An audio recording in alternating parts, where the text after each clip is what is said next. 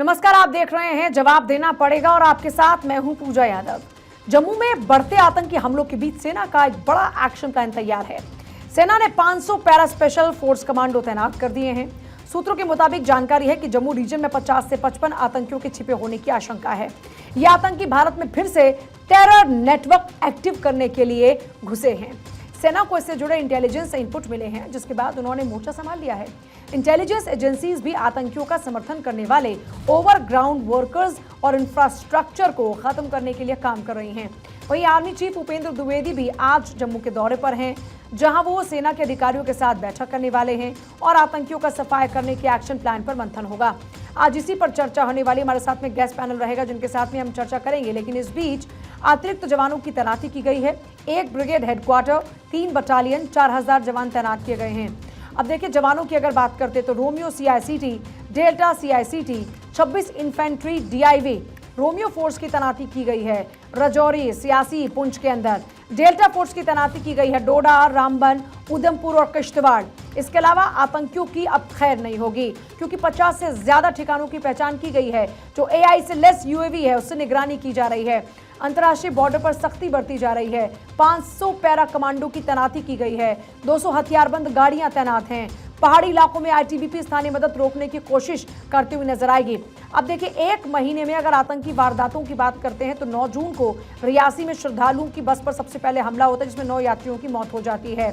इसके अलावा 11 जून की बात करते हैं तो कठुआ में मुठभेड़ में 2 आतंकी ढेर होते हैं और 1 जवान शहीद। 12 जून की अगर बात करते हैं तो डोडा में हमला, पुलिस जवान घायल और आतंकी फरार हो जाते हैं। फिर 26 जून की अगर बात करते हैं तो डोडा में फिर मुठभेड़ होती है, जिसमें 3 आतंकी ढेर होते हैं।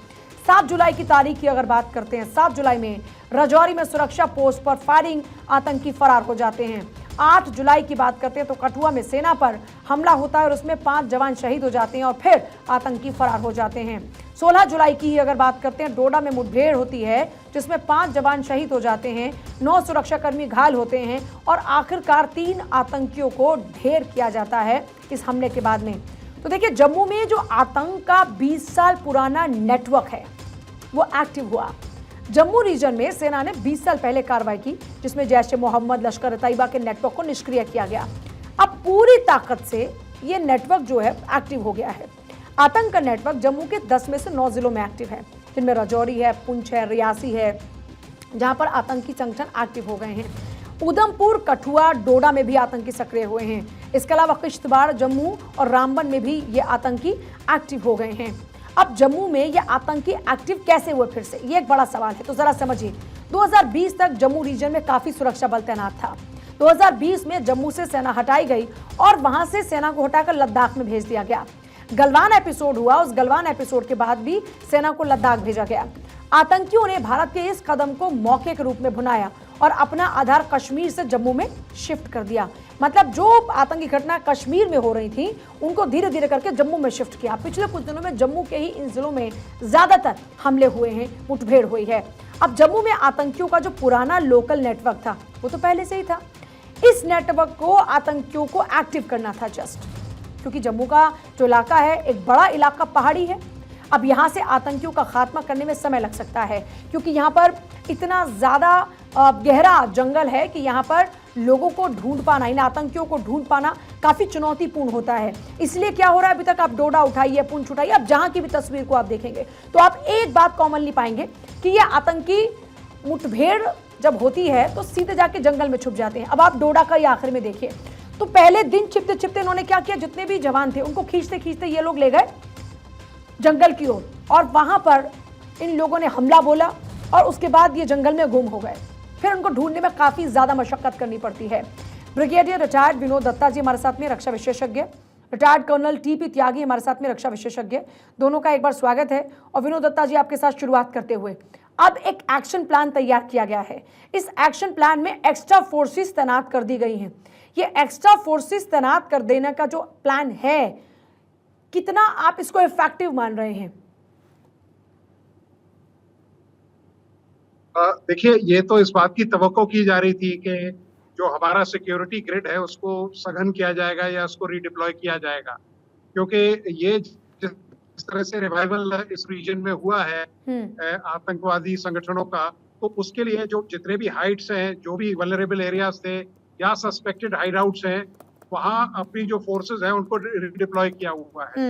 एक ब्रिगेड प्लस स्ट्रेंथ जो है उसको लगाया गया है। जी। खासकर जहां इनके सिंपैथाइजर्स थे, वो जो एरियाज हैं उनको डोमिनेट किया गया है। जो इनके एरियाज ऑफ इनग्रेस थे उनको बाई फायर डोमिनेट किया जा रहा है। ऑब्जर्वेशन से भी उसको कवर किया जा रहा है। तो ये जो रीडिप्लॉयमेंट हुआ है, इससे इसमें इनकी जो गतिविधियां हैं उन पे कंट्रोल किया जाएगा। दूसरी चीज, अगर इस तरह के कोई संदिग्ध वहां हैं या जो सिंपैथाइजर्स हैं या जो उनके स्लीपर सेल्स हैं, उन पे भी निगाह रखी जा रही है। और क्योंकि इलेक्शंस बिल्कुल नजदीक हैं जम्मू कश्मीर में, डेफिनेटली, तो उसके लिए भी कुछ और कंपनीज की जो रीडिप्लॉयमेंट की गई है वो भी की गई। टीबी त्यागी जी, अब सवाल ये उठता है कि एक तो चुनाव सर पर है, दूसरा 50 से 55 जो आतंकी हैं उनके घुसे होने की अभी आशंका है। जिस तरीके से घेराबंदी की जा रही है, इसमें और कुछ एड ऑन करने की आवश्यकता है क्या? आप क्या मानते हैं? जी, मैं दो बात कहना चाहूँगा। सबसे पहले तो हमारे chief of the army staff general Dwivedi जो वहाँ जा रहे हैं, वो शायद इस बात के लिए ओके करेंगे कि एक इन्फेंट्री ब्रिगेड यानी कि करीब 4000 एडिशनल ट्रूप वहाँ पर तैनात किए जाएंगे। इतना ही नहीं, 500 पैरा कमांडो को भी वहाँ पे तैनात किया गया है।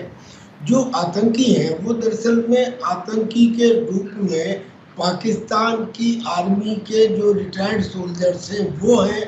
उनमें से कुछ हो सकता है कि अफगानिस्तान के लड़ाके भी हों और उनमें से कुछ हो सकता है कि पाकिस्तान की बॉर्डर एक्शन टीम के कमांडो हों, जिन्हें ये टास्क दिया जाता है कि आप घात लगा के सैनिकों के सिर काट के लाइए। खैर, ऐसे लोग वहाँ पे 50-60 की इंटेलिजेंस इनपुट मिली थी, जिसकी वजह से ये किया जा रहा है। इसमें कोई शक नहीं है कि ये पाकिस्तान की तरफ से है, क्योंकि जो हथियार उनके पास मिले हैं, M4 कार्बाइन जो अमेरिका छोड़ के चला गया था अफगानिस्तान में, जिसमें स्टील की बुलेट है जो बुलेट प्रूफ जैकेट को भी पियर्स कर देती है, माइक्रो सैटेलाइट टेलीफोन यानी कि जिनका रेंज केवल 5 किलोमीटर है और आप उनको इंटरसेप्ट नहीं कर सकते कि वो क्या बात कर रहे हैं, नाइट विजन डिवाइसेस और तो और उसमें थर्मल सेंसिंग इमेजर्स, ये सब चीज़ें उनके पास हैं जो बताती हैं कि it is totally state sponsored. अब chief of the army staff वहाँ पे पहले तो सिक्योरिटी फोर्सेस के साथ मीटिंग करेंगे। किसके साथ? CRPF, CISF, BSF, मिलिट्री के लोग और प्लस J&K पुलिस के जो हेड्स हैं उनके साथ। मेरा कहना ये था कि ये मीटिंग की आवश्यकता ही नहीं थी यदि पहले से वो किया होता जो हम लंबे समय से कहे चले आ रहे हैं, यूनिफाइड कमांड।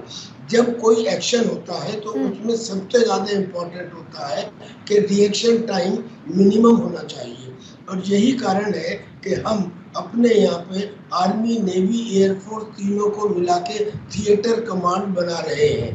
अब ऐसे ही जो J&K में है वहाँ पे ये BSF और CISF और CRPF ये मिनिस्ट्री ऑफ होम से ऑर्डर लेंगे, जो फौज का है वो मिनिस्ट्री ऑफ डिफेंस से और जो पुलिस का है वो JK एडमिनिस्ट्रेशन से। यानी कि अगर यूनिफाइड कमांड नहीं होती तो इसकी आवश्यकता नहीं होती। खैर, हमारा सुझाव है कि अब कर लिया जाए इसे। अब ये करने के बाद में फिर अगला इशू ये है कि इसमें chief of the army staff ने कहा है कि वो पूर्व सैनिकों से भी मिल रहे हैं। पूर्व सैनिकों के खजाने को देश ने आज तक इस्तेमाल नहीं किया। जो सिविल एडमिनिस्ट्रेशन है वो तो उन्हें इसलिए साथ में नहीं लगा था कि अगर वो आ गए तो इनकी मनमानी खत्म हो जाएगी, और जो फौज है उसने इस्तेमाल नहीं किया। 60,000 सिपाही भरी जवानी में हर साल रिटायर होते हैं।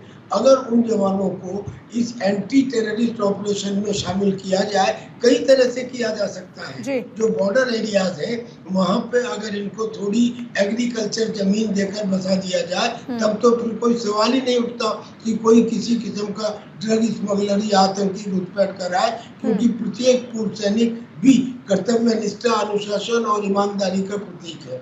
ये किया जा सकता था, अब किया जाए। पर मैं ये कहता हूँ कि केवल इतने से काम नहीं चलेगा। जी। रिक्वायरमेंट्स ये है कि अगर हमने कोई एक बहुत बड़ी सर्जिकल स्ट्राइक कर भी दी तो हम पहले भी 2 कर चुके जी। हैं। अगर उनके करने से संपूर्ण समाधान होता तो अब तक हो गया होता, नहीं हुआ। इसका मतलब ये है कि ये एक रिलेंटलेस एक्सरसाइज है, यानी कि इसमें साथ के साथ जवाब देना है। मेरे घर में अगर आग लगती है तो मैं कानून कायदे नहीं पढ़ता, मैं तुरंत एक्शन देता हूँ। अब अगर हमारे पास तो जिस एक्शन की आप बात कर रहे हैं उसमें क्या हो कि अगर हमला हुआ तो दोबारा से भारत को तुरंत सर्जिकल स्ट्राइक करके संदेश दे देना चाहिए था कि मान जाओ वरना तुमको मिटा देंगे। जी, मैं कह रहा हूँ हम सर्जिकल स्ट्राइक की भी आवश्यकता नहीं है। हमारे पास स्टैंड ऑफ कैपेबिलिटी है जो पहले नहीं थी, अब है। यानी कि हम अपनी जमीन से ही पाकिस्तान के लॉन्च पैड को तबाह कर सकते हैं और उनके करेक्ट लैटिट्यूड और लॉन्गिट्यूड हमारे पास अवेलेबल है। अब तो राफेल भी है हमारे पास जिसमें स्टैंड ऑफ कैपेबिलिटी है। तो अगर हम ऐसा साथ के साथ करें, और ये डर रहता है जनरली कोई भी ऐसे एक्शन में कि अरे इंटरनेशनल कम्युनिटी कहेगी कि ये तो इन्वेशन हो जाएगा। हाँ। अरे इन्वेशन क्या हो जाएगा जब उनके पाकिस्तानी सोल्जर यहाँ आ रहे, तो इन्वेशन नहीं है। उनका ड्रोन अगर हिंदुस्तान की सीमा में आ लेकिन रहा वहाँ है पर तो फिर तो बहुत क्या सारे टर्म्स एंड इन्वेशन कंडीशन नहीं? रहते हैं ना। आप 2 देशों के बीच में अगर आप किसी का लॉन्च पैड को ही आप तबाह करेंगे तो जाहिर तौर पर फिर बहुत सारे जवाब सवाल होंगे। विनोद सर, सवाल यहाँ पर यह है कि जम्मू को अब टारगेट बनाया गया। जम्मू में जो पुराना नेटवर्क था उसको एक्टिव किया गया। कश्मीर से पूरा का पूरा आतंक ज्यादातर शिफ्ट कर दिया गया जम्मू में, इसलिए पिछले कुछ दिनों में सबसे ज्यादा हमले जम्मू के अंदर हो रहे हैं। इसकी सबसे बड़ी वजह है वहां के डेंस जंगल, जहां पर ये जाकर आतंकी छुप जाते हैं और फिर घात लगाकर हमला करते हैं और फिर जाकर वहां छुप जाते हैं। इसके लिए हमें प्लानिंग की ज्यादा आवश्यकता है।